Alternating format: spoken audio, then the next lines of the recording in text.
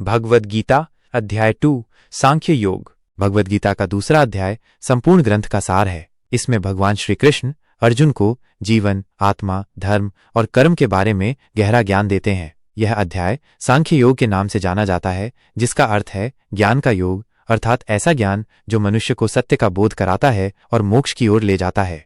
अर्जुन युद्ध भूमि में अपने स्वजनों को देखकर विचलित हो जाता है और अपने शस्त्र त्याग कर बैठ जाता है। उसे लगता है कि अपने ही भाई बांधवों को मारना पाप होगा। तब भगवान श्री कृष्ण उसे जीवन का गूढ़ ज्ञान देते हैं। अध्याय 2 का सरल और विस्तृत सारांश। 1. अर्जुन का मानसिक संकट। श्लोक 1 से 13। अर्जुन युद्ध भूमि में मोहग्रस्त हो गया है। वो सोचता है कि अपने ही संबंधियों को मारना अधर्म है और वो युद्ध नहीं करना चाहता। वो श्री कृष्ण से कहता है कि वह कायर नहीं है, परंतु यह युद्ध उसे अन्यायपूर्ण लग रहा है। उसे धर्म और अधर्म की सही समझ नहीं हो रही। श्री कृष्ण का उत्तर। श्री कृष्ण पहले उसे झाड़ते हैं, कहते हैं कि ये कायरता तुम्हें शोभा नहीं देती। तू जिस धर्म और यश के लिए जाना जाता है उसी से पीछे हट रहा है। 2. आत्मा का ज्ञान। श्लोक 13 से 30। मुख्य सिद्धांत। आत्मा नित्य, हमेशा रहने वाली, अजर, जो कभी बूढ़ी नहीं होती, अमर, जो कभी मरती नहीं, और अविनाशी है। शरीर मरता है लेकिन आत्मा नहीं मरती। जैसे मनुष्य पुराने वस्त्र त्याग कर नए पहनता है, वैसे ही आत्मा एक शरीर त्याग कर दूसरा धारण करती है। सरल शब्दों में, तुम्हारा जो डर है कि तुम अपने भाई बांधवों को मार रहे हो, वह केवल उनके शरीरों का अंत होगा। आत्मा को कोई छू भी नहीं सकता। इसलिए इस मोह को त्यागो और अपने धर्म का पालन करो। 3. कर्म और धर्म का ज्ञान। श्लोक 31 से 38। श्री कृष्ण कहते हैं, अर्जुन, तू एक क्षत्रिय है। तेरा धर्म कर्तव्य है युद्ध करना, विशेषकर धर्म के लिए। यह युद्ध धर्म की रक्षा के लिए है। इसमें लड़ना अधर्म नहीं बल्कि तेरी जिम्मेदारी है। अगर तू युद्ध से पीछे हटेगा तो लोग तुझे कायर समझेंगे, अपमान करेंगे और तू स्वर्ग नहीं पाएगा। सरल भाषा में, धर्म युद्ध से भागना महापाप है। कर्तव्य के पालन में सुख दुख, लाभ हानि की सोच नहीं करनी चाहिए। 4. स्थित प्रज्ञ। स्थिर बुद्धि वाला व्यक्ति कौन है? श्लोक 39 से 72।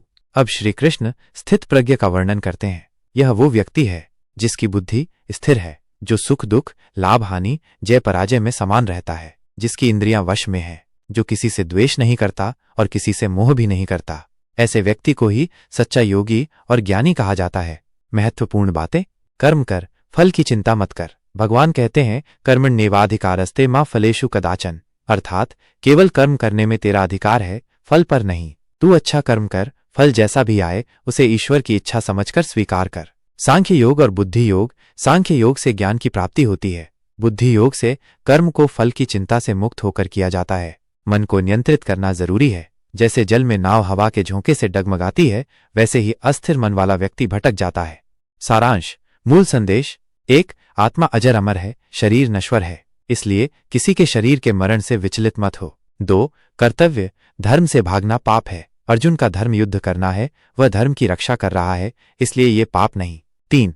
कर्म कर, फल की चिंता मत कर। फल की आसक्ति ही दुख का कारण है। जब कर्म निष्काम होता है तभी शांति और मोक्ष की प्राप्ति होती है। 4. बुद्धि को स्थिर रखो। स्थित प्रज्ञ व्यक्ति सुख दुख से परे होता है। ऐसी स्थिति प्राप्त करना जीवन का उद्देश्य है। उदाहरण से समझें। मान लीजिए एक डॉक्टर है। अगर उसका प्रिय मित्र किसी गंभीर बीमारी से ग्रसित है और ऑपरेशन जरूरी है, तो डॉक्टर को अपना कर्तव्य निभाना ही होगा, चाहे ऑपरेशन में दर्द हो या खतरा हो। डॉक्टर अगर भावनाओं में बहकर ऑपरेशन न करे तो वो अपने धर्म से चूक जाएगा। वैसे ही अर्जुन को भी अपने कर्तव्य धर्मयुद्ध को निभाना चाहिए, भले ही सामने अपने संबंधी क्यों न हो। निष्कर्ष।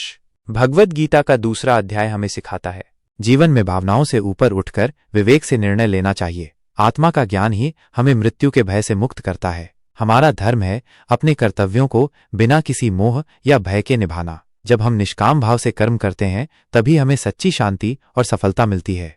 और यही हमारा दूसरा अध्याय समाप्त होता है। वीडियो को लाइक करके चैनल को सब्सक्राइब कर लें, जिससे हमारे वीडियो